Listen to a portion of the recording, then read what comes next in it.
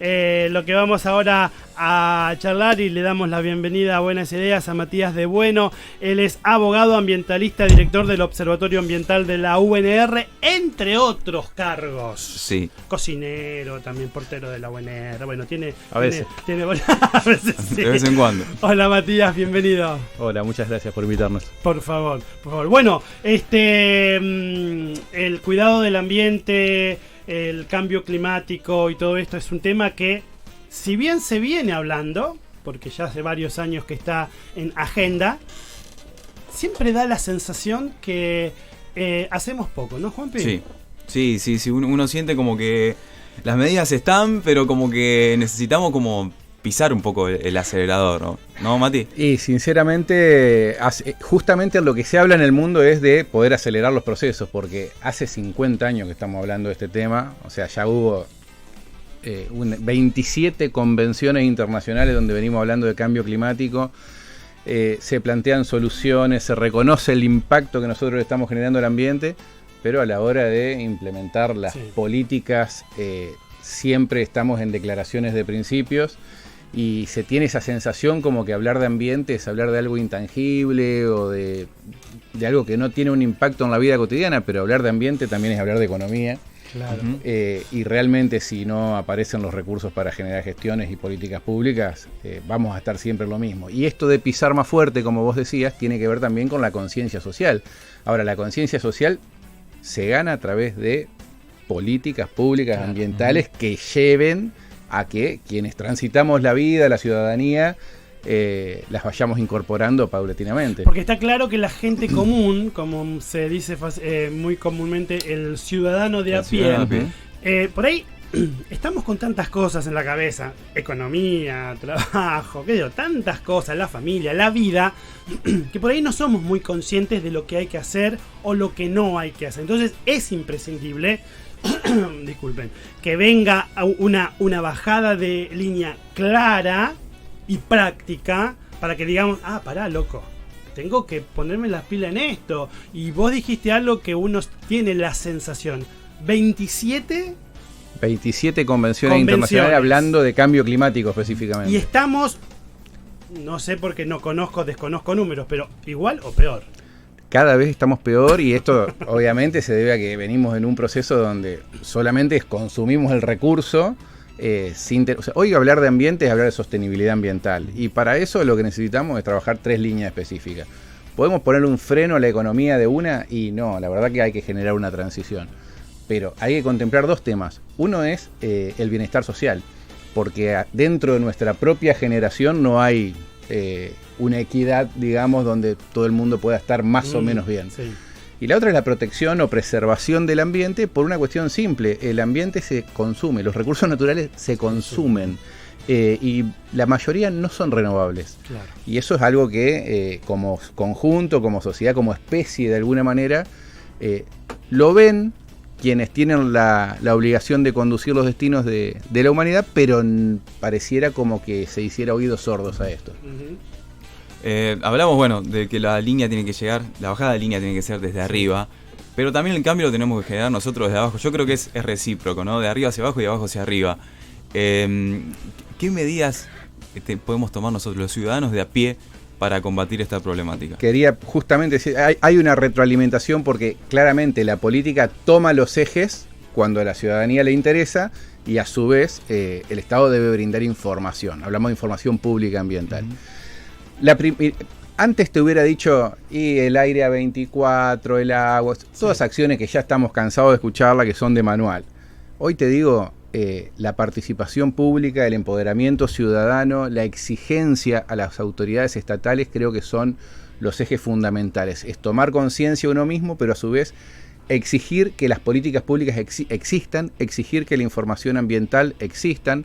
Tenemos un ejemplo muy claro. Ayer sale 2 dictámenes de lo que es ley de humedales para ver si se puede llegar a un pronto tratamiento en el Congreso antes de fin de año, y la verdad que eso es fruto y producto pura y exclusivamente de la presión ciudadana, con lo cual es una demostración cabal de que cuando la gente le interesa un tema, lo toma, se puede avanzar en nuevos derechos y derechos, garantías y obligaciones, porque también todas las normativas ambientales, o sea, la Constitución habla del derecho a un ambiente sano, pero también de que todos tenemos la obligación de preservarlo. Con lo cual, si yo tengo que elegir una acción, y es empoderarse, es tomar conciencia, es exigir, y obviamente bregar con el ejemplo, porque siempre es fácil hablar de lo que tienen que hacer los otros, pero hay que tratar de que cada uno, con pequeñas acciones cotidianas, y te digo la más concreta, bueno, ¿qué le enseñás a tus hijos? ¿Le vas a enseñar el mismo modelo en el que estamos o vas a intentar de que puedan tener ese chip de cambio en la cabeza? Yo creo que principalmente va por ahí. Y después, todos podemos ser un agente de cambio. Algunos trabajan en una empresa, en un estudio, en un organismo estatal. Es tomar conciencia de que las acciones tienen que estar ponderadas, tienen que estar pensadas desde ese triple impacto que se tiene que tener. O sea, que cuando yo tomo una definición, solamente voy a lo económico. ¿Importa o no importa si genero un impacto en el ambiente? Quiero generar un barrio abierto, cerrado, lo que fuera. ¿Voy y bajo directamente todo el arbolado para ampliar el terreno? ¿O puedo tener presente de que hay acciones que tienen que preservarse, que esos son hogares de la fauna, de la flora, de toda la biodiversidad en su conjunto? ¿Cómo voy a gestionar el humedal? ¿Lo devasto, lo quemo, lo prendo fuego para luego tener el terreno limpio? ¿O voy a contemplar la carga de animales que puede llevar? Si quiero generar un proyecto que tenga algún viso de ecoturismo o alguna de estas cuestiones. Acá vos planteás algo que es fundamental, o por lo menos se puede leer, el hecho de la existencia de ciertos intereses, muchísimos intereses grosos, que cuando tienen que, por ejemplo, decidir implementar la construcción de un barrio privado, un barrio abierto en las afueras, ¿no? No sé si siempre toman en cuenta esto, ¿no? ¿Cómo estamos? Porque después, esto yo lo uno a lo que uno a veces escucha, que, por ejemplo, las grandes potencias son las que más emiten gases que afectan y producen el calentamiento global. Entonces digo, ¿cómo estamos nosotros acá en Argentina? Porque no nos vamos a ir a ver qué hace Estados Unidos. Dejémoslo ahí, ya no podemos ni con nuestro país, vamos a meternos en lo que hacen ellos. Pero digo, ¿cómo está Argentina? ¿Cómo está la zona? ¿Cómo está Rosario? ¿Cómo está Santa Fe? En esta conciencia de los grandes que pueden hacer cambios o pueden hacer desastres. ¿Hay conciencia? No. Listo, acá la persiana. Yo te tengo que decir la realidad. Sí, o sea, conciencia ambiental no tenemos. O sea, nosotros acá estamos más preocupados por la crisis climática, por el impacto ambiental, por el daño que se genera en cada una de las actividades que hacemos, que exclusivamente por el nicho calentamiento global. Claro. Que obviamente tenemos no es que no tenemos incidencia, pero tenemos menor incidencia que las grandes potencias que han hecho un desbarajuste en el mundo, y de hecho todas las normas, todas las reglas, todos los proyectos los delinean las grandes potencias y después te tiran una bomba. Entonces, todo lo que vos dejás de emitir lo resolvés en una guerra donde nunca vas a dejar de compensar. Hoy se habla de tratar de llegar al 2050 con menos de 1,5 grados de temperatura por encima de los niveles preindustriales, tratar a eso, por lo menos 2, y ya sabemos que si hoy pararíamos todas las emisiones, es casi imposible que lleguemos de todas maneras. Tenemos hoy China como una de las grandes fuentes de emisión, inclusive, y dentro de sus propios planes, hasta el 2060 no tiene pensado transformar su fuente energética. ¿Y quién le va a decir a China? Es que que el problema es que hoy hay una guerra, ya no hay una guerra fría, hay una guerra caliente. Donde por más que se plantean situaciones, vos tenés Rusia, tenés la OTAN, tenés China, tenés India, Canadá, o sea que están todos mirando cómo se derrite el Ártico para poder ir a buscar los recursos que tienen que ver con las fuentes petrolíferas en ese lugar, cuando lo que debería estar sucediendo, pero esto no se dice, esto no está en los manuales, no se discute en las COPs. Y sin embargo, lo que deberíamos hacer es lograr una transformación energética. La fuente de energía más importante que tenemos, ¿cuál es? Estamos en el sistema solar. O sea, es de manual, pero sin embargo parecería que la estupidez humana... Bueno, ¿qué hacer en la Argentina? Y yo creo que nosotros, ante este panorama, tenemos que trabajar fuertes políticas de adaptación, porque el cambio climático no va a parar, se va a profundizar. Claro. Ahora, ¿cómo vamos a prepararnos nosotros para poder producir alimentos, para no inundarnos, para afrontar las olas de calor, el granizo, las lluvias? O sea, eso es lo que nosotros tenemos que empezar a ver principalmente. O sea, siempre hay que llevar adelante algunas políticas o muchas políticas de transformación, porque tampoco es, bueno, emitamos total nosotros, influimos menos que las grandes potencias. Sí. Pero digo, si hay algún lugar a donde tenemos que ir es a generar conciencia, dejar de dañar el ambiente, que es el ambiente en el que nosotros estamos inmersos y que formamos parte, porque por eso también hay un impacto, un daño ambiental, se notan del cuerpo de la gente. Y muchas acciones de adaptación, porque bueno, ya lo estamos sufriendo. La tercer año consecutivo de bajante histórica, de sequías, los incendios que tuvimos acá, pero que también hemos tenido en el resto del país. Con lo cual, el calor que cada vez va a ser peor. Y va a ser peor, porque aparte ahora cuando tengamos 40 y pico de grados en enero y febrero, vamos a estar todo metido adentro con el aire, bueno, y es todo un sistema que se retroalimenta, y bueno, ¿y dónde vamos a sacar la energía para eso?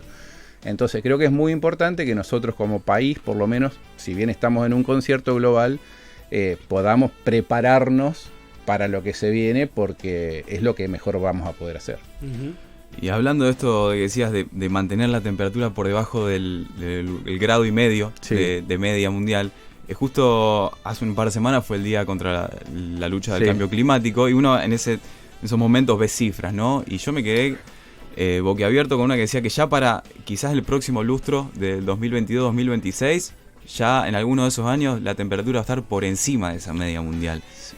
Sí, hoy estamos por encima de 1,1 con respecto a los niveles preindustriales, y ya ves lo que se siente. Y el problema es que genera desequilibrio, porque uno dice, bueno, se emiten gases de efecto invernadero, esos gases van a la atmósfera queda cada vez más densa, atrapa más cantidad de calor, el planeta se calienta. Bueno, y ahora se derriten los glaciares, hay precipitaciones donde no había y sequías donde no había, o sea, empiezan a verse todas las consecuencias, y bueno, la contaminación del aire, y el problema es que uno no se da cuenta porque no está prestando la atención todo el tiempo, pero la gente se muere. O sea, viene una ola de 45, 50 grados en un momento, y no salen todas las noticias, es más, en muchos casos no hay registros de lo que pasa.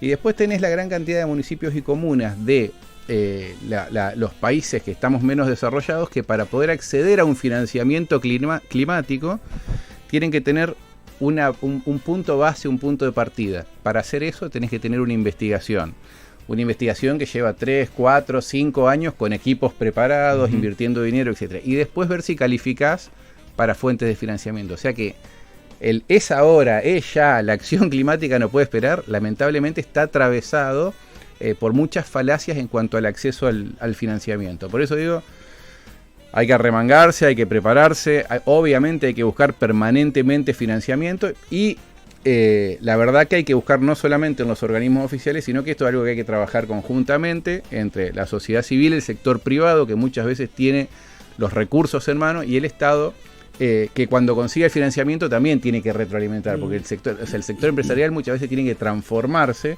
y sabemos lo difícil que es sortear la economía en nuestro país. Entonces, si no se trabaja conjuntamente y con sinergia, es complejo. Hablando un poquito, ya nos metemos en la labor que realizan ustedes desde el observatorio, que uno pudo ver que recopilan papeles, residuos electrónicos, pero sé que también están recopilando residuos plásticos, ¿no? Para la construcción de ecotablas. Sí. ¿Qué nos podés contar de este proyecto? A mí me pareció muy interesante. Bueno, nosotros consideramos a la universidad como un pequeño estado, y la universidad tiene su impacto también ambiental. Por eso intentamos llevarla hacia el mayor grado de sostenibilidad posible. Tenemos un plan para ir haciéndolo paulatinamente, y lo que empezamos a trabajar es sobre la gestión de los residuos. Como vos bien decías, se trabaja a través de diferentes programas: recolección de papel para ser reciclado, recolección de RAES, que es un residuo muy importante, residuos eléctricos y electrónicos, que son muy contaminantes y que muchas veces quedan en basurales. Informes sobre residuos peligrosos. En nuestro país, el 10% de los residuos peligrosos, o sea, industriales, patogénicos, etcétera, son tratados. El 90% no recibe tratamiento, o sea, que va al río, a la tierra, al aire, pero no va a plantas de disposición final. Y ahora hay un residuo que es muy importante, como decís, que es el plástico. Nosotros el plástico lo tenemos en nuestras vidas incorporados, como, o sea, me tomo una gaseosa, una agüita, todo viene con plástico. Ayer pasaba por un bar y veía que vendían fruta, y dije, qué saludable, bueno, bananas, naranjas, todo, pero envuelto en papel film. Y yo decía, ¿para qué? ¿Viste? Bueno, pero ya lo tenemos tan incorporado. Bueno, todo ese plástico representa un porcentaje muy importante de la basura. Hoy estamos trabajando en sacarlo de la basura y eso va a un proceso donde se muele con cooperativas, etcétera, con lo cual se genera todo un proceso de economía circular. Se construyen ecotablas y con esas se pueden construir. En el caso de lo que fue en Siberia, construimos el contenedor para ir recuperando el plástico que generan los estudiantes que transitan por las facultades. Pero también se pueden construir muebles y un montón de insumos que son importantes, con lo cual lo volvemos al sistema en lugar de que termine la basura. Porque si uno se pone a ver la composición de la basura es basura cuando está toda mezclada, cuando está sucia, cuando se autocontamina, digamos. Pero cuando uno empieza a separar, es recurso. Y es un recurso que no lo sacaríamos de otro lugar, en este caso del planeta, en distintas acciones. La acción de la universidad en los últimos años se ha potenciado mucho en todo lo que tiene que ver con lo social. Sí, trabajamos fuertemente. La gestión de la universidad pretende que la universidad tenga una inserción en la sociedad, que sea un actor lo más preponderante posible, porque nosotros entendemos que la universidad debe ser útil a la gente. No sirve de nada un conocimiento que es para generar papers que queden guardados y que no colaboren. O sea, la universidad se sostiene por los recursos de los contribuyentes. Exactamente. Si hay algo que tenemos en claro es, trabajemos para que todo lo que se recibe, porque en la universidad se paga luz, se pagan sueldos, mantenimientos de edificios, etcétera, etcétera, etcétera, eso tiene que repercutir en que la gente pueda recibir acciones concretas. En ese sentido, hay distintos programas. Ya me salgo del observatorio, digamos, pero tenemos la escuela de oficio, pusimos a disposición el centro de salud, se van ampliando carreras, o sea, siempre se va buscando que el conocimiento que se genera se pueda ir incorporando. Tenemos escuelas medias, etcétera. Y en lo que respecta al observatorio, trabajamos muy fuertemente en lo que fue monitoreo de incendios en su momento, planteando políticas concretas, haciendo propuestas hacia los distintos sectores. Estamos trabajando muy fuerte en calidad de aire, o sea, medición de calidad de aire, y en este momento tenemos un programa específico para lo que es cordón industrial, donde hemos puesto unos 140 puntos de muestras con recipientes que lo que hacen es atrapar todo el polvillo que está volando en el aire, y estamos en ese proceso ahora de empezar a evaluar los primeros 40 puntos, y esto se hizo con voluntarios, con lo cual para nosotros es un orgullo este programa, porque no es ir y tomar la muestra de aire, sino que es involucrar a la gente en esto que yo les decía en un principio. Me decían, bueno, ¿qué hay que hacer? Hay que involucrarse, hay que ver cómo colaborar. Bueno, hay 140 chicos, chicas y gente grande que se colaboran, ponen un recipiente en el techo de su casa y con eso hacemos la medición. Estamos trabajando en programas de educación ambiental. Implementamos este año en la Facultad de Derecho, en una cátedra, un programa de objetivos de desarrollo sostenible. ¿Para qué? Para que los estudiantes sepan cuál es el plan de gobierno. No decimos, o sea, los ODS son los objetivos que se ha trazado el mundo para gestionar el planeta entre el 2015 y el 2030, que previamente a esto existían los objetivos de desarrollo del milenio. ¿Es la posta? ¿Es lo mejor? ¿Es lo que...? No podría decirlo. Lo que puedo decir es que es lo que existe. Y los estudiantes, como agentes de cambio, tienen que saber cuál es la planificación.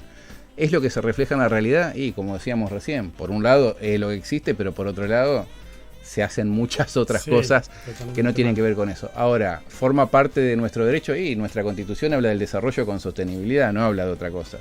Con lo cual, creo que en el marco jurídico debemos conocer de qué estamos hablando. Hablaste recién de las muestras que van a tomar en el cordón industrial, ¿no? Y es todo un tema ese, ¿no? Porque sabemos que tenemos muchas fábricas en ese sector y que son realmente contaminantes, ¿no? Las cifras que tenemos no son para nada alentadoras, ¿no? Con casos inclusive de enfermedades terminales que generan estas fábricas. Es todo un tema. Si el ambiente está dañado, la gente está dañada. Eso es una ecuación que no falla. Ahora, necesitamos generar datos concretos. O sea, si nosotros decimos, tenemos los datos, bueno, pero vos querés ir a buscar y pedís información y la información no existe. Claro. Y eso es un problema enorme, porque cuando también vas a un juzgado, el juez, ¿qué va a hacer? Dice, bueno, ¿de qué estamos hablando? Mostramos, ¿quién dice que esto está mal? No, la gente lo comenta. No sirve. Por eso es que estamos en la búsqueda de generar datos que sea información pública ambiental, y todo lo que generamos se pone al servicio de la ciudadanía. Nosotros en el observatorio trabajamos con todos los actores de la universidad. Hay información que por ahí la generamos como propia, pero trabajamos con diferentes facultades, centros de estudios, cátedras, investigadores individualmente, con lo cual la información existente en la universidad se pone a disposición, y la que no está, tratamos de ver quién la puede generar, sea dentro o fuera de la universidad, porque siempre estamos en esa búsqueda. Hoy hay una herramienta muy importante en nuestro país que se llama Acuerdo de Escazú, que está aprobado por ley y habla sobre los derechos de acceso. Y los principales derechos de acceso, que es la democratización de alguna manera de la gestión ambiental, tienen que ver con la generación de información pública, la participación de la gente en la toma de decisiones de políticas ambientales y el acceso a la justicia. Sin estos tres elementos es muy difícil avanzar en sostenibilidad ambiental. Por eso estamos en la búsqueda de información permanentemente. Yo te escucho y es algo que lo hemos dicho en varias oportunidades acá. Lo importante, porque vos estás hablando, disculpen, estoy... vos estás hablando de una universidad que está muy involucrada en la vida social, cosa que no se veía hace años, ¿sí? Y que de alguna manera me da la sensación, y aplaudo, le da a la universidad un rol y un papel realmente importante. Hace muchísimos años la universidad era solamente un claustro ahí muy, muy separado del resto de la gente, a donde podían llegar algunos. Bueno, gracias a Dios por la universidad pública que pudimos llegar varios sin un peso, pero digo, igual aún los que estábamos en la universidad parecíamos como que éramos una élite aparte, ¿no?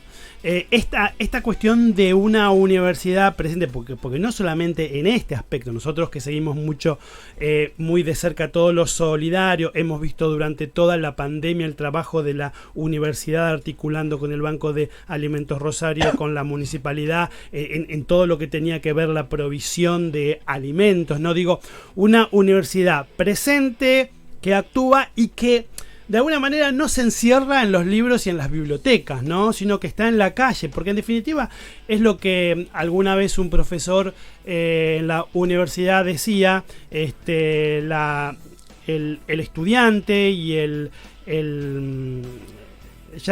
profesional tiene que de alguna manera devolver a la sociedad parte de lo que la sociedad hace, porque como vos dijiste, es sostenida por todos nosotros, o sea que está bueno que esto vuelva.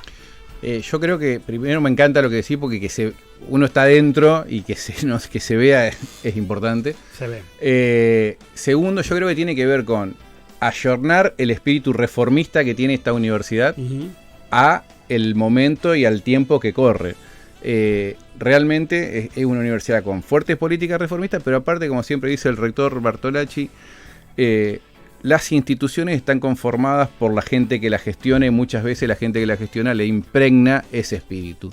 Y la verdad que está conformada una gestión que creo que se ha armado muy cuidadosamente por mucha gente que consolida o comparte este tipo de políticas. Y bueno, y la universidad se tiene que ir ayornando a los tiempos que corren. Y hoy ya no es el momento de esa vieja universidad de élite, que incluso era mucho peor en el 1918, o sea que ahí se rompió el primer grifo, y a medida que vamos avanzando creo que cada vez se va a profundizar más este tema de la universidad con la gente, porque forma parte de la ideología incluso que pretendemos implementar, no solamente en los currículos formales, sino también en lo que se llama el currículo oculto de la universidad, y lo vamos contagiando lo más posible permanentemente, con lo cual los estudiantes que se van formando no se están formando ya con una educación decimonómica, enciclopédica, etcétera, sino ya con todo este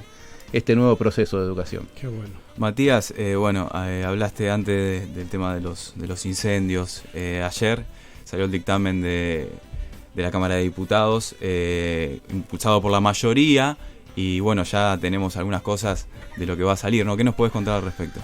Primero que estoy muy contento con lo que pasó, porque hace un tiempo bueno, todos tiraban, decían, no, qué bárbaro, no va a salir. No. Yo decía, la verdad que estamos ante una gran oportunidad, porque hoy se está dando un debate muy fuerte con respecto a la ley de humedales que antes no se daba. Antes era los lobbies, pum, y se bajaba y listo, no se discutía más nada. Hoy se dio un debate donde están incorporadas todas las voces.